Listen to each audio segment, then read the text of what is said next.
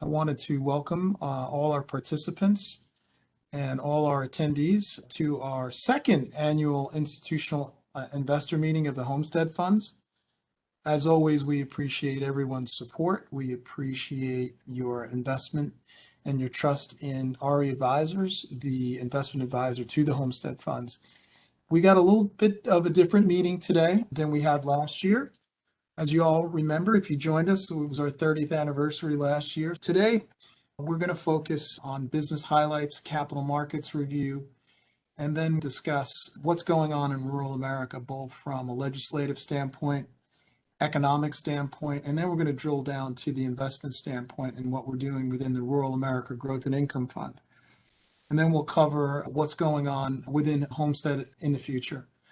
So all attendees are on mute. You're going to submit your questions using the Q&A feature. The meeting is being recorded. So if you're not able to participate, we do have a recording.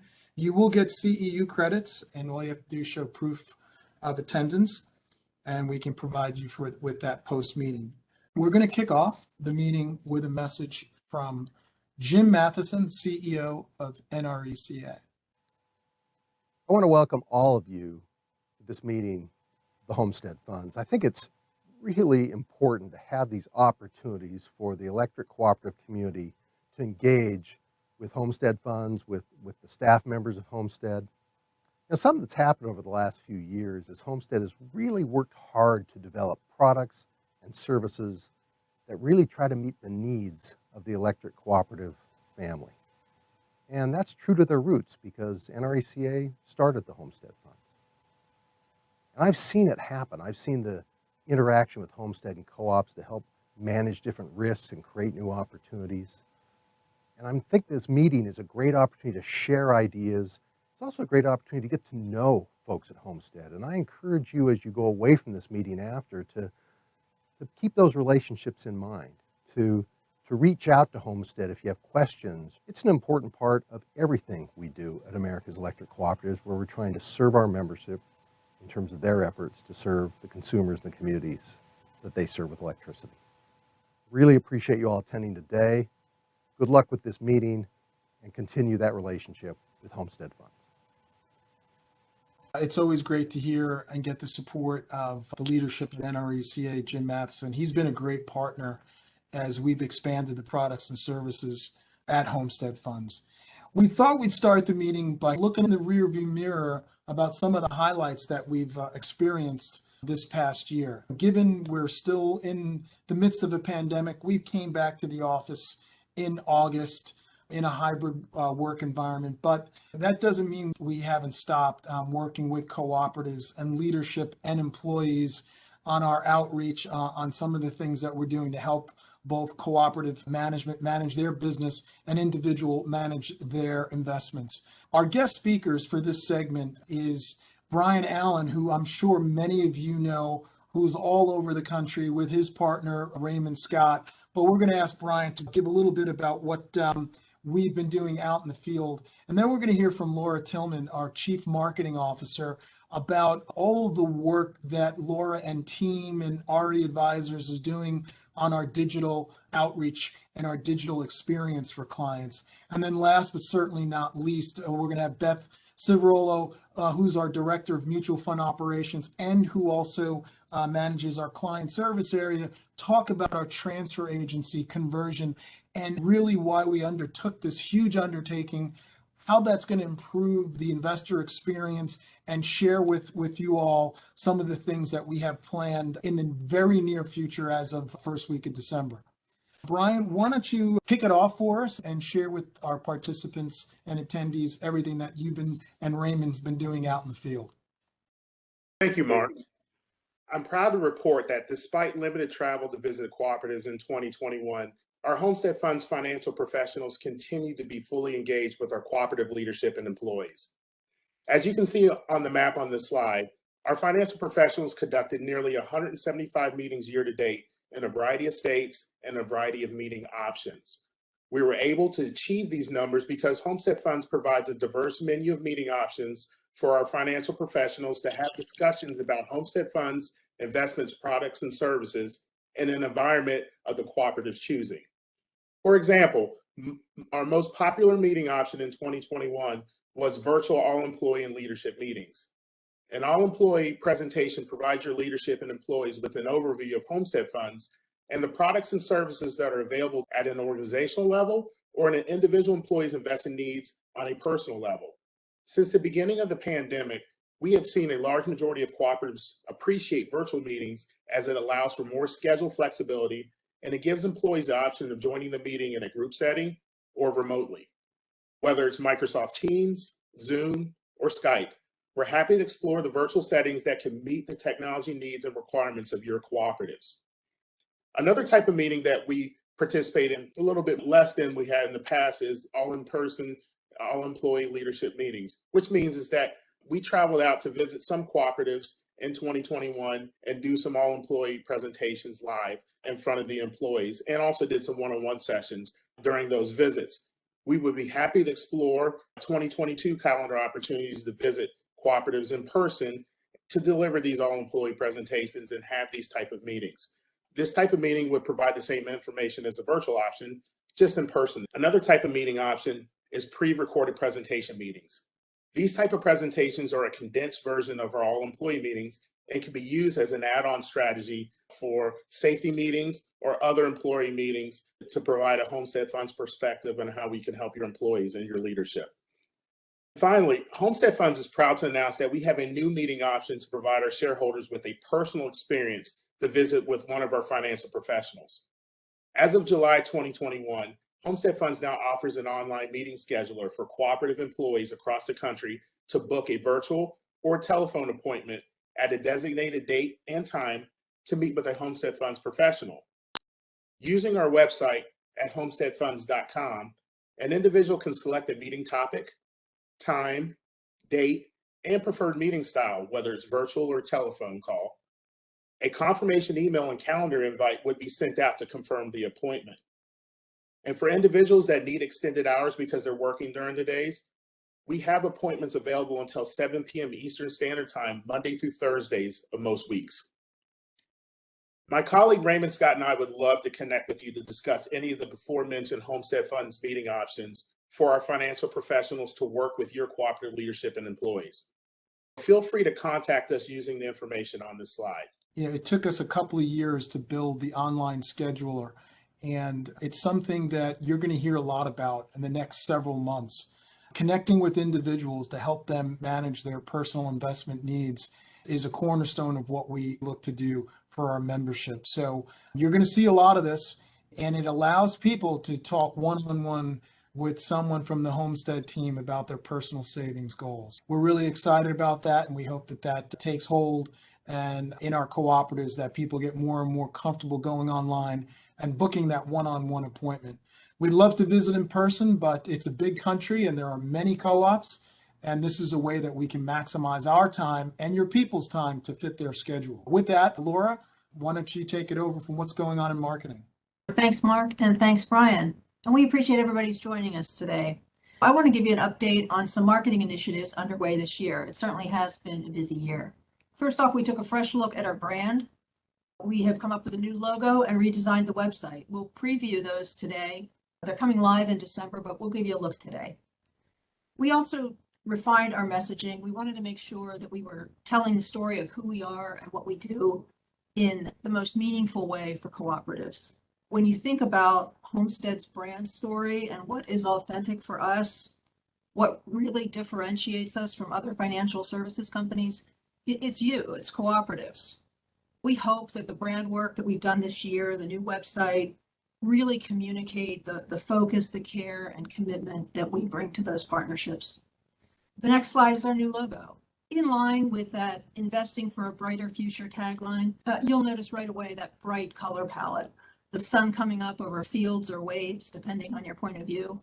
So we think that this logo communicates a lot of energy and optimism. Investing is an intentional, purposeful, forward-looking activity, and that's part of what we wanted to convey with this new logo. So on to some screenshots of the new website, which is coming December 6th. This is our homepage, and there are a few screens that we're going to walk through here. It's a bit different in that it's sort of a narrative approach. It tells a big story, and you can navigate either using the little toggles on the right or just scroll down. You'll see throughout the site rural imagery, continuing the brightness theme, real people, and trying to make it easy for you to see how to get in touch with us. So let's navigate to the next page with some other shots here. With this longer homepage, we're trying to lift out some of the ways that you can get in touch with us and the top level navigation pieces for our site. We've also expanded and organized the content that's specifically relevant for cooperatives. You'll see this cooperative management tab at the top, and here you'll find information and resources about programs that are specific for cooperatives, like the Storm Reserve and community purpose accounts. So that's what I had to share with you today, and I'll turn it over to my colleague Beth Civarolo, who will discuss service enhancements. Beth? Thanks, Laura. While Homestead Funds will always provide personalized service over the phone, we also realize that many shareholders, including our younger shareholders, would prefer a more self-service model. For the past year, we've been working with our new transfer agent, Optimism Fund Solutions, to develop new functionality for our website that's behind the login. We'll take a look at the digital asset allocation services in just a minute, but I did want to touch on a few of these other enhancements. So one big change that's coming December 6th is that deferred compensation participants will now be able to process exchanges online. This is something participants have been requesting for a long time, and we're really happy that our partnership with Optimism led to us being able to provide this for our deferred compensation participants. Additionally, we're also adding an e-delivery option for transaction confirmation. So if you're tired of getting lots of paper in the mail, this will be one more way that we can use e-delivery to turn off paper. And another new enhancement is personalized rate of return functionality. So this is another feature that we've really been wanting to add for a long time, and Optimism is the provider that was able to partner with us on being able to do this. So going forward, your account-specific returns will be displayed based on the most recent quarter, year-to-date, 1, 3, 5, and 10 years. We're transitioning approximately 18 months of history, so the returns will initially just be based on the history available. Next slide, please. Here we can see our new login page. We're going to be adding some more explanatory text here explaining the login process, but just as a general overview, shareholders will need to create a new user ID and password the first time they log in.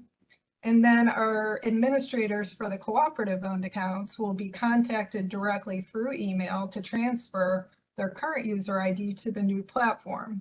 If there isn't a current user ID established, the administrator will just need to fill out a form to gain access. And our deferred compensation participants are invited to call us directly, and we'll help walk them through the establishment of their login credentials. Next slide. This is the landing page, also known as the portfolio overview page. And on the left there, you can see the navigation menu going down the left-hand side. And then in the body of the page, each fund account is displayed in a separate box, and the total account value is in the top bar. Clicking on a box will take you to the activity and the transaction capabilities for that fund and account. Next slide. If you're opening a new account, you now have new digital options to help with fund selection. You can choose your own funds by selecting specific funds, or you can select one of our predefined asset allocation models. And if you're not really sure which funds to invest in, you can click Provide an Asset Allocation to take a brief questionnaire and learn which model is suitable for your investment goals and time horizon. Or you can create your own custom asset allocation model. For the 3 model options, you can make your model a one-time allocation, or you can choose to rebalance periodically. The asset allocation model functionality can also be used in existing accounts. So you can add a model to an account that you already have open. You can add, change, or delete your model at any time. Next slide. And here you can just see the 5 different asset allocation models that we offer. We have a range of options suitable for most investment time horizons and risk profiles, from conservative to aggressive. And if you need more help picking your funds, we are always available by phone. Now I'll turn it back to Mark for the capital markets update. Great. Thank you, Beth, Laura, and thank you, Brian. I know we went through that rather quick, but there really has been a lot of behind the scenes work to expand our digital capabilities for investors. Our model is built upon whether you want to do it yourself, you now have the capabilities online to do asset allocation. If you get stuck, you can pick up the phone, you'll always get a person, or you can call us directly. And now you can set up an appointment and meet with us virtually.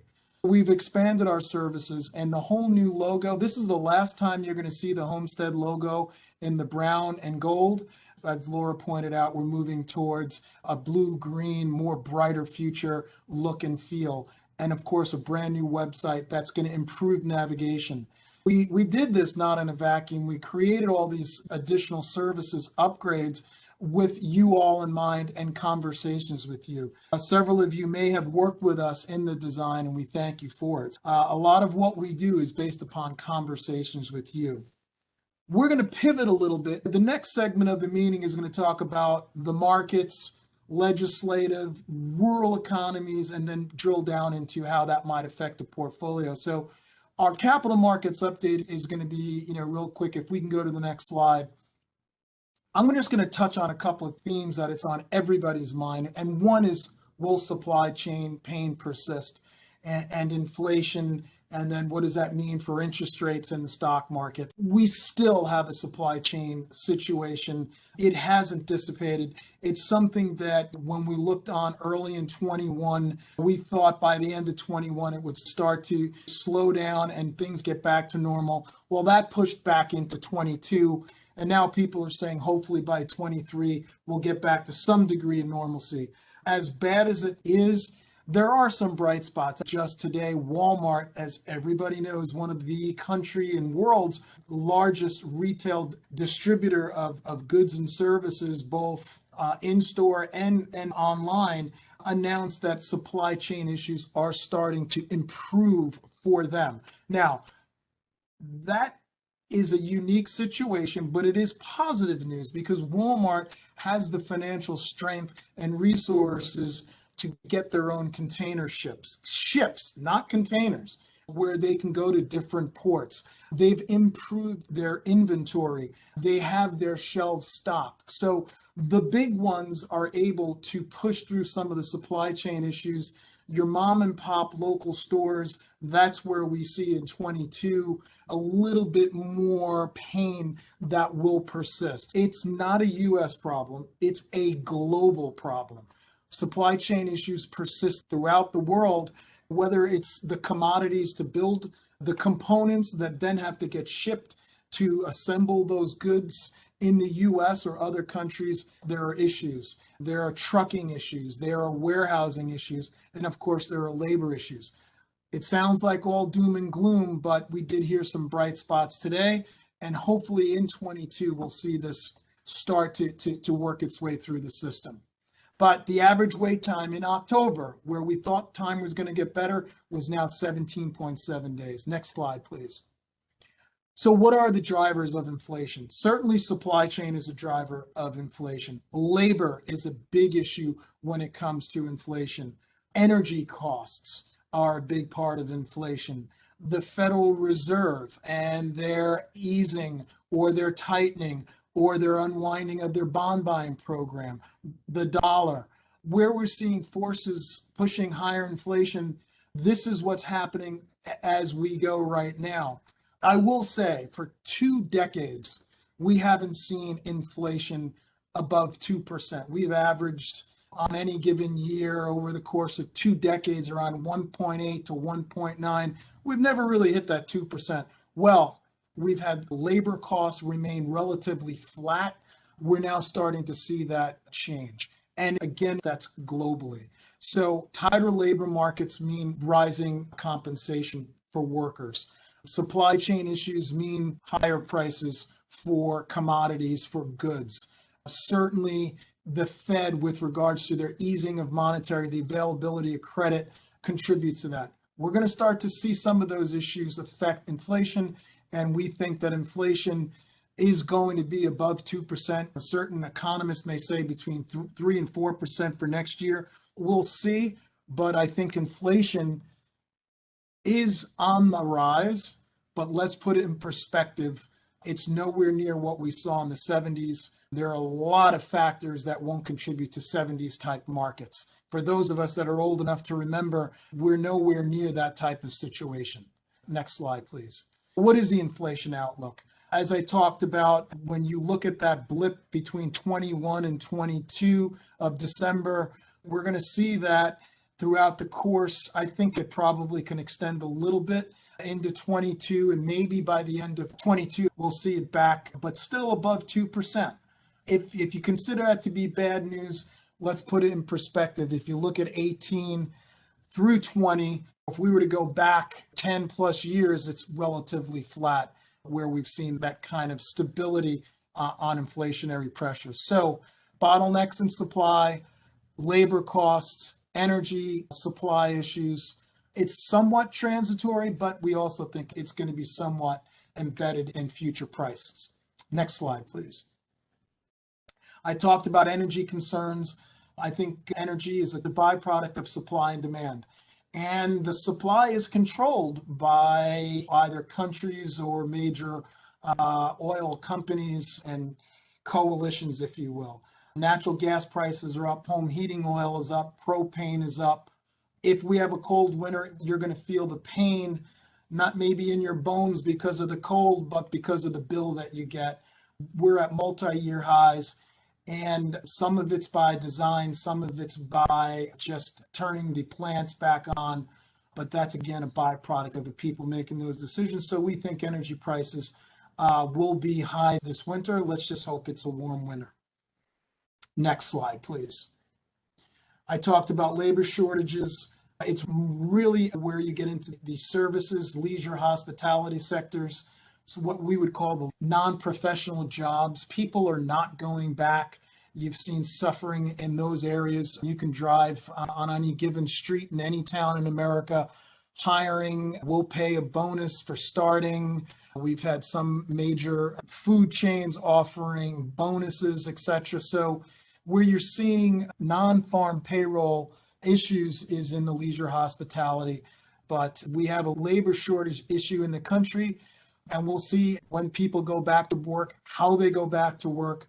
Coming out of the pandemic changed a lot of people's minds about quality of life, type of work that they want to do, what they're going to be going back to do. It's an issue, and that contributes to inflation. It contributes to supply chain issues. You can't find enough truck drivers. You can't find factory workers. You can't find depot workers. We all feel that pain. Next slide, please. What does inflation mean to equities? Equities are found to outperform inflation 90% of the time when inflation was low, no surprise, and rising when we're in the situation that we are today. I think the concern is stagflation, which is when you have rising inflation and no growth in the economy. Sometimes inflation means you have a rising market, and we think that necessarily isn't a bad thing. So you see inflation in different types of market. We have to come out of this and see where we end up by the end of 22. The good news is that in the third quarter, when we looked at the companies that we invest in within the Homestead funds from the equity side, earnings weren't as dire as the street had thought, although they weren't having the earnings that they experienced in the first and second quarter, of course, coming off of 2020, which earnings had nowhere to go but up. The good news is earnings are still positive. The bad news is it's not at the rates that they were early in the year. So although we've experienced inflation, we still are optimistic on the equity markets going forward into 22. Next slide. I gave a little bit of a capital markets update, kind of a macro view. Now we're going to transition the meeting into talk about what does that mean for the rural economy and what does that mean for investment opportunities. Everything going on in Congress. We just had the infrastructure bill signed by the administration yesterday.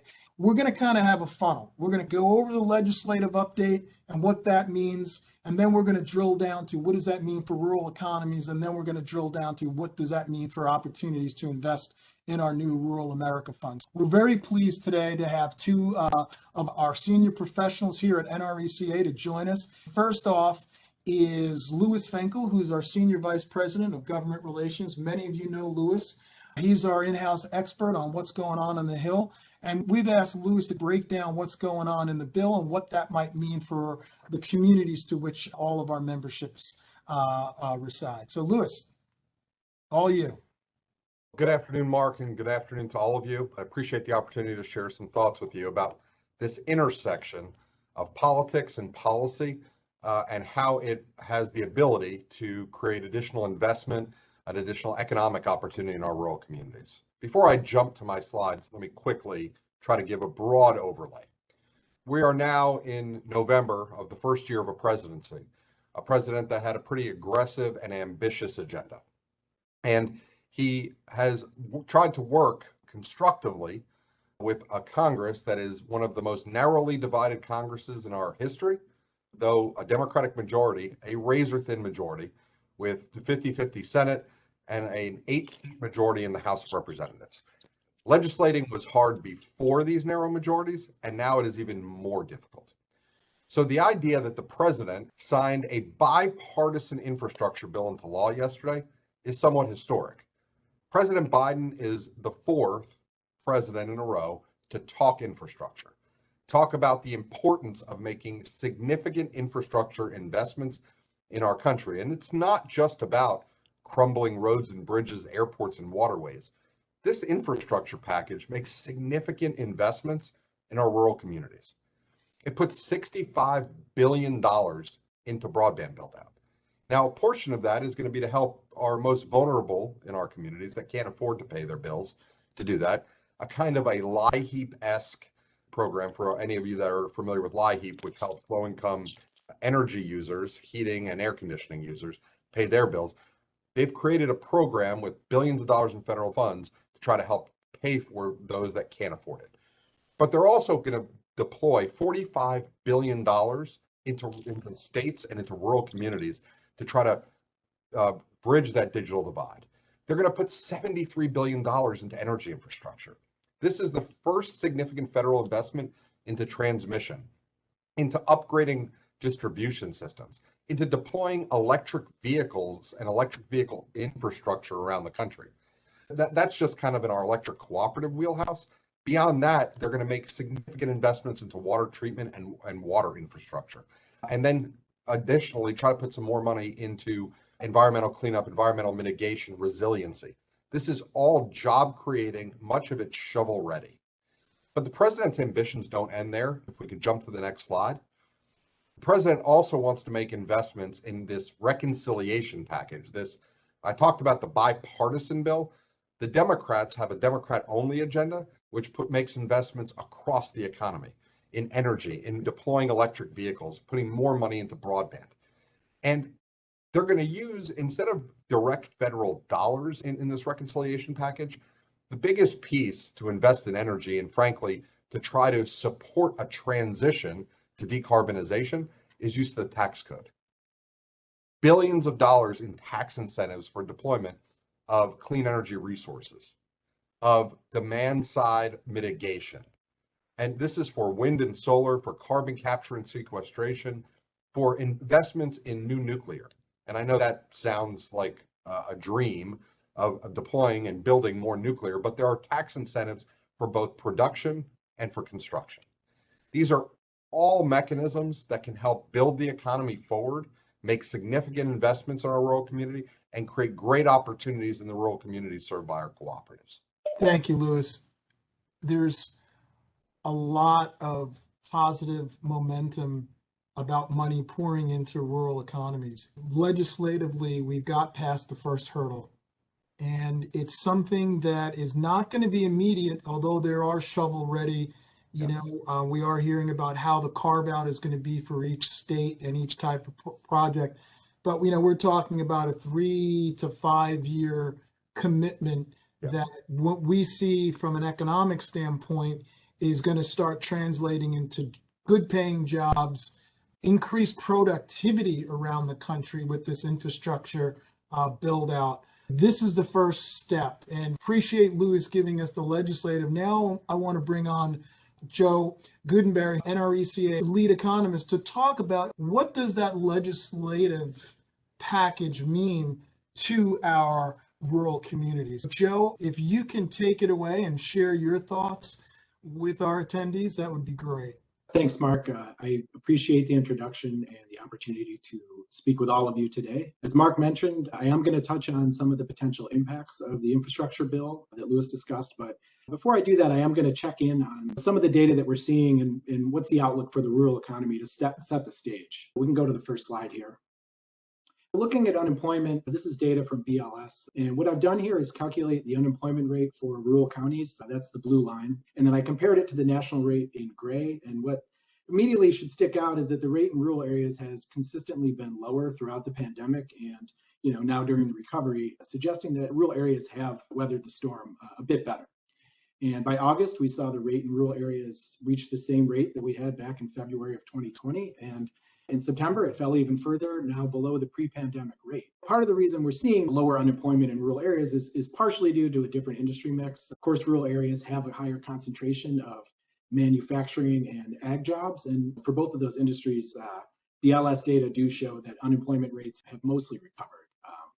There is a bit of a data lag with the county level unemployment data. So we don't have October here on this graph with numbers for rural counties, but given the trend and how it's been consistently lower than the national rate, I do think we can expect it to continue to fall even further. Of course, I will caveat these data just a bit by pointing out that the BLS data do show that compared to February 2020, labor force participation is still down about 2% nationally, and it's actually a little bit more than that in rural areas. Mark touched on that a little. Yeah, I do think we'll start to see that go up again. Labor force participation was trending in the right direction back in the spring and the summer. I think at that point it was only down about 1%. And then we did see a spike in cases from the Delta variant, and there was a corresponding dip in workforce. But with a more positive trajectory right now for case counts the last several weeks, I think we will start to see some recovery showing up in the data again in the coming months and into 2022. But as Mark said, we shouldn't expect a full recovery in labor force anytime soon.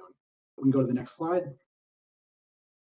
So I've graphed some economic indices here. They're developed by Creighton University.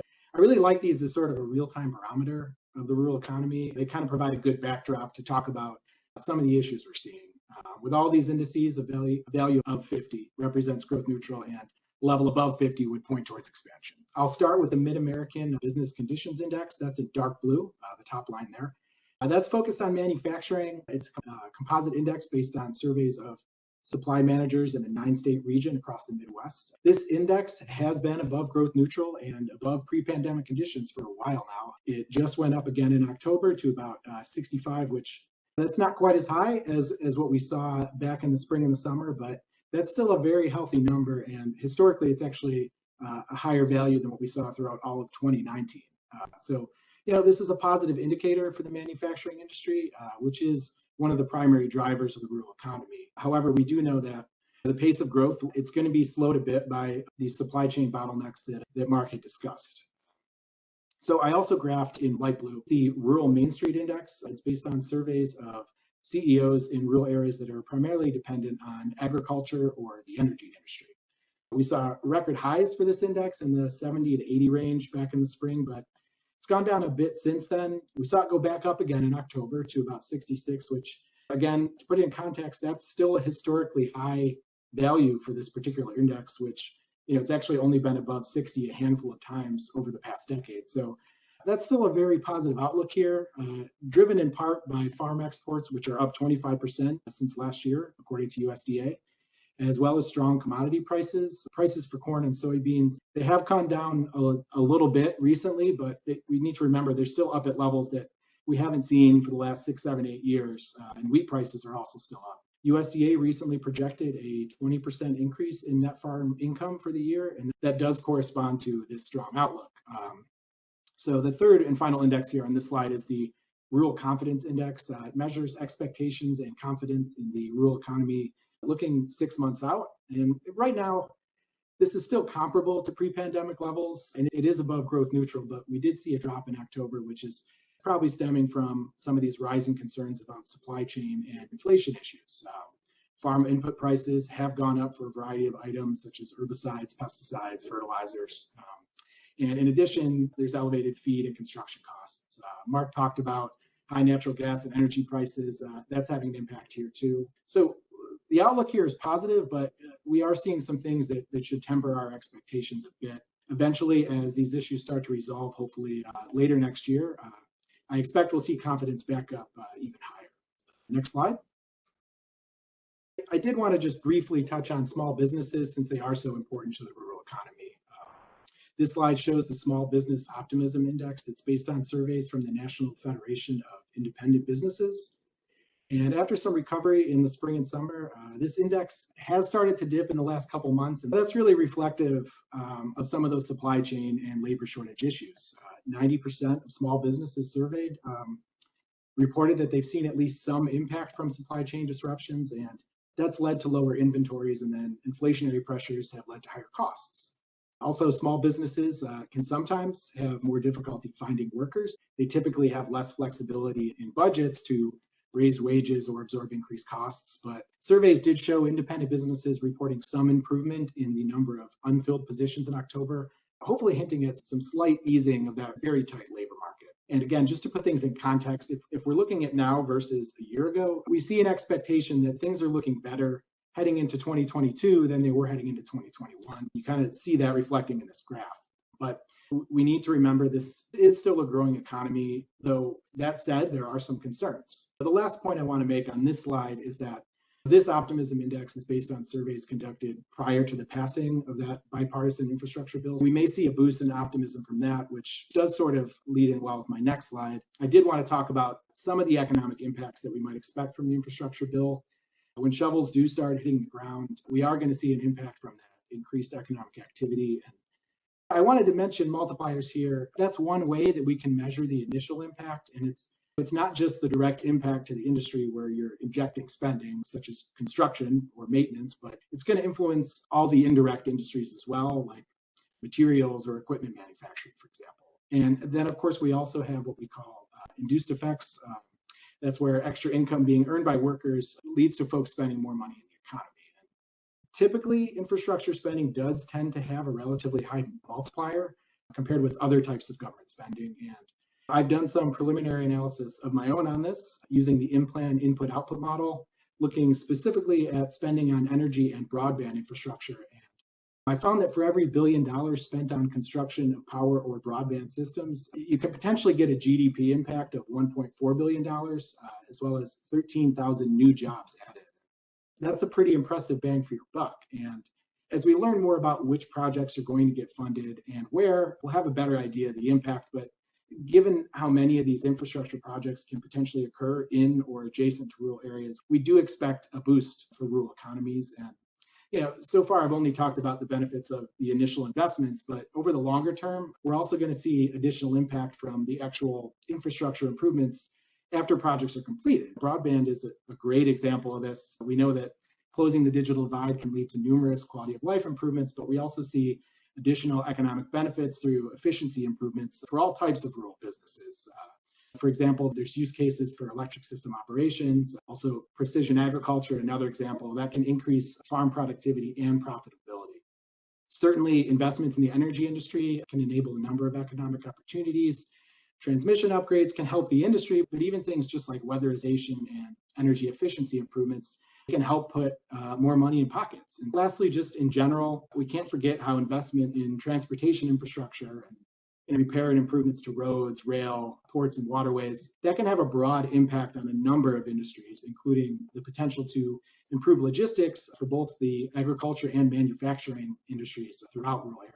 I just want to close here by saying that we do expect the impact to be significant. As we're looking at an outlook for rural America, I'll caveat that saying, depending on how the money is allocated and spent, we do expect that this will move things in an even more positive direction for rural areas. With that, I just want to thank you all again for your time and the opportunity to speak with all of you. Joe, thank you very much. Lewis, thank you very much. Now to complete the full picture, hopefully as many of you are aware that we created a new fund in May of this year, the Rural America Growth and Income Fund, which is truly a unique product in the mutual fund space. It doesn't have a peer. It's not an infrastructure fund. It's not an ag fund. It's a fund that invests in rural America businesses and debt structures. Now that we've heard from the legislative side and we've heard from the economic side about rural America, what does that mean for opportunities for a fund that's dedicated to rural America. So the next few minutes, I've asked Mark Young, who's equity portfolio manager, and Ivan Naranjo, who's our fixed income portfolio manager. It's a growth and income fund, so it's both equity and fixed income securities. Talk a little bit about what we see as investment opportunities in the fund, and then we'll close up the conference on what's ahead for RE Advisors and the Homestead Fund. So Mark, Ivan, if you can take it away. Thanks, Mark, for the introduction. The investment team certainly echoes your excitement for this new fund, and we look forward to speaking with many of you in the future about investment opportunities that we see in rural America. From an investment standpoint, we strongly believe this fund not only provides an emotional connection for our rural constituents, but it also offers a highly attractive investment profile with an actively managed portfolio that seeks to opportunistically invest in high quality rural businesses that can generate strong returns for clients over time. At a high level, the fund's investment objective is to seek long-term total return through both capital appreciation and current income. Like Mark said, this is a balanced fund where we target a 60-40 asset allocation split between public equity and fixed income, which gives us the flexibility to invest across the capital market structure. Our method for defining the investable universe, it starts with identifying a variety of issuers in different sectors that we believe are making a significant impact on the rural American economy. And we have established a systematic and multifaceted approach to defining this universe, specifically with the 3 criteria that you see on the slide, where a security must meet at least one of these criteria in order to be considered for the portfolio. The first one is based on the products or services of companies with meaningful revenue or CapEx exposure to one of the key drivers of rural America, such as agriculture or infrastructure. And the other 2 are based on the locations of these companies' business operations located in either a zip code serviced by one of our NRECA's cooperative members or a rural area as defined by the U.S. Census Bureau. Within this universe, I think you will find many companies that we would consider as underappreciated hidden gems. Companies that have carved out a niche in industries that provide the foundation of the local economy and when it's trying to improve the quality of life for folks living in those areas. So for example, broadband internet or access to quality healthcare. I mean, many of these are issues that we often hear about in rural America, but it actually turns out they can be great investment opportunities as well. And a common theme for successful companies in this universe are those that treat their roots in rural America as competitive advantages. And many of them have fascinating stories of their humble beginnings, where they started as entrepreneurs born out of rural areas. They then built local brand and scale and eventually started exporting that model to the rest of the country. In aggregate, this universe presents an exciting subset of the market that we believe is highly differentiated from other funds out there by focusing more on Main Street type of companies as opposed to Wall Street darlings. Next slide, please. As Mark mentioned, we believe that stars are aligned for an inflection point in rural American economy.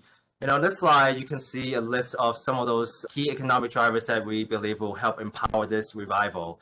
Broadly speaking, these themes can be grouped into several categories. The first bucket includes essential products that are exported from rural America to the rest of the country, and agriculture is the first one that immediately comes to mind when we think about rural America. And we're looking across the entire value chain, from machinery companies that enable farmers to do a better job to downstream food and beverage companies that source raw ingredients from farmers locally, or industrial transportation companies that are responsible for moving these products to the rest of the country.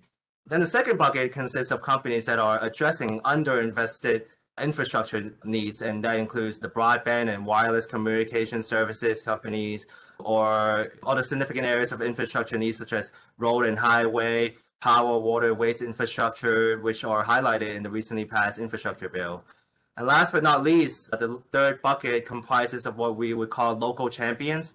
They are keenly focused on serving small rural businesses and consumers, such as regional banks serving the underbanked population, or healthcare service providers focused on medically underserved areas, or rural retailers providing key products to local consumers, or even technology companies that provide software or payment services to rural businesses. But the list goes on, and we try to be as comprehensive as possible with the list, but certainly recognize these factors are dynamic and can change over time.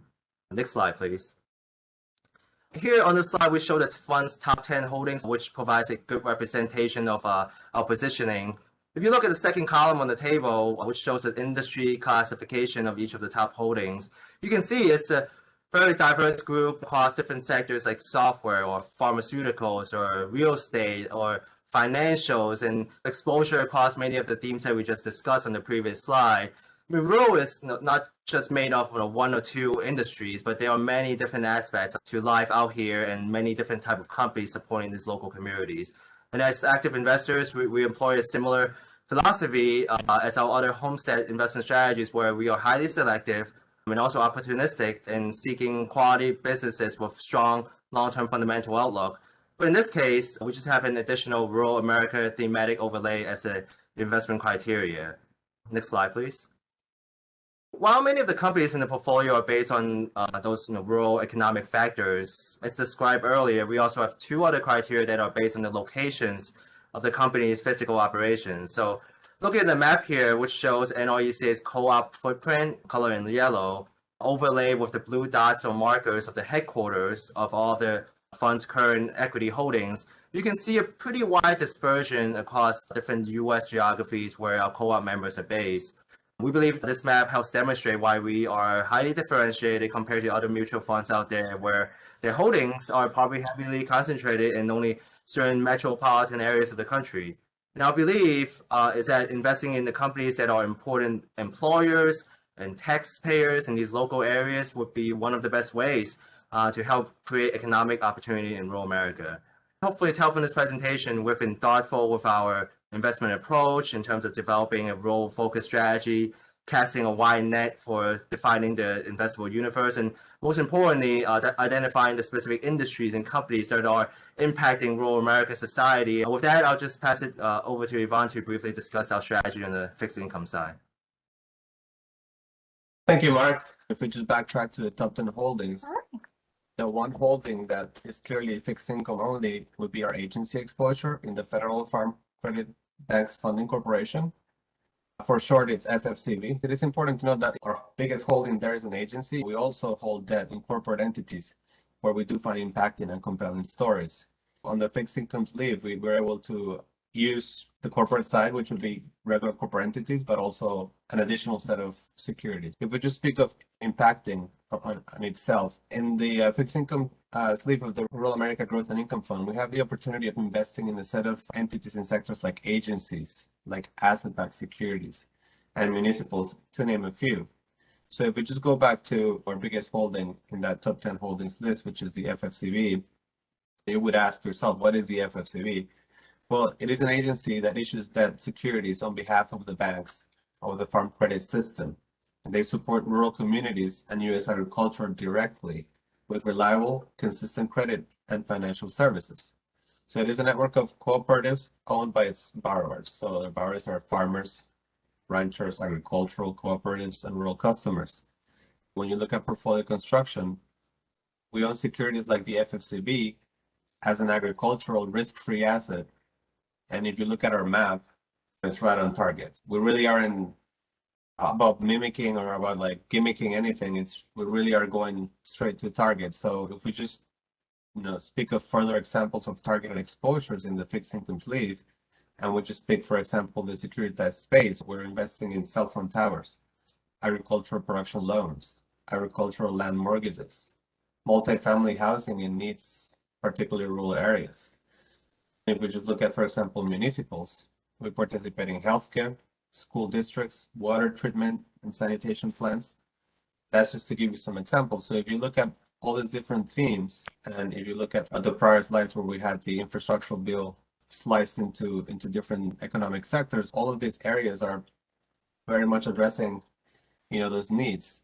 In general, we believe that areas or sectors like agencies and securitized, as well as munis, are areas that our team can provide impact to both rural America, but also to fund returns. And with that in mind, we're very excited to see this fund continuously grow and for us to continue finding further exciting investments and opportunities for our shareholders. But so far, it's been great. We've managed to get the exposure that we like, that convey what we're looking to do, and we're excited to continue doing this. Thank you so much. Mark? Great. Thank you, Vaughn. Thank you, Mark. Really something that we're proud of, a fund that truly represents NRECA and our membership and investing in our communities. Looking ahead, we're coming up on the hour. We've done a lot, but we've got so much more to do. If we just look back over the last 3 to 4 years, we've launched new products with the Intermediate Bond Fund in 19. We've created more services for co-ops. Now, we didn't create them on our own. It's in conversations with co-op leadership that we've created the Storm Reserve accounts in 19, along with employer-sponsored savings programs to help our employees save for whatever life event they're looking to save for, and working with the benefit administrators in our cooperative. In 2020, we were devastated with the pandemic. We didn't miss a beat. Our people went home and they were able to communicate and engage with our shareholders without skipping a beat. And in 21, just this year, we expanded our corporate account offerings, and through RE Advisors, we're able to offer separately managed accounts in fixed income to help with the treasury function and managing the short duration part of the curve. Instead of keeping your money in money market funds earning zero interest, we've worked with various CFOs and expanded our institutional account capabilities. In May of this year, we just talked about the Rural America Fund and launched that. And then certainly in December, just a week and a half away, we'll have a brand new transfer agent with digital capabilities, a new website, easy navigation, new logo, new look and feel, and again, with digital capabilities in our client experience. And in 22, we talked about the deferred compensation program moving to Homestead Fund from NRECA. We'll be bringing over the 2 consultants, and we're going to look to invest in that business to help cooperative management be more efficient in the administrative end of managing deferred compensation plan and offering more online experience for participants. But it doesn't stop there. Also in 22, we're going to continue to focus on expanding what products are needed in the co-op space for individuals and co-ops. We're also going to look at different digital capabilities, online capabilities. So we're just getting started as an advisory firm. We're more than the Homestead Funds. We're an investment service provider, and we really appreciate your support of the fund group and RE Advisors and our team. So, of course, it goes without saying, we really didn't talk about the funds other than Rural America Fund, but we have been in existence for over 30 years, and we've got long-term performance. We don't manage for a quarter to quarter. We manage over the long term. Our roots are in pension plan management, and our roots are in long-term investments. So when you look at our 3, 5, and 10-year numbers, that's where the strength of RE Advisors and the Homestead Funds come in. If you go to the next slide, looking as of the end of September. We thank all of our shareholders and the co-op community for over 30 years of support. That's our main number. As Jim mentioned in his opening, talk with us about your needs. We're solutions provider. That's such an abused term, but our programs are a byproduct of our conversations with co-op leadership, and certainly our conversations with your individual employees to help them in their savings plans. Thank you. Have a wonderful holiday season. It's almost Thanksgiving, so I wish you all Thanksgiving and the upcoming holidays in December. Thank you for your support. We appreciate you staying with us. Have a great afternoon. Thank you.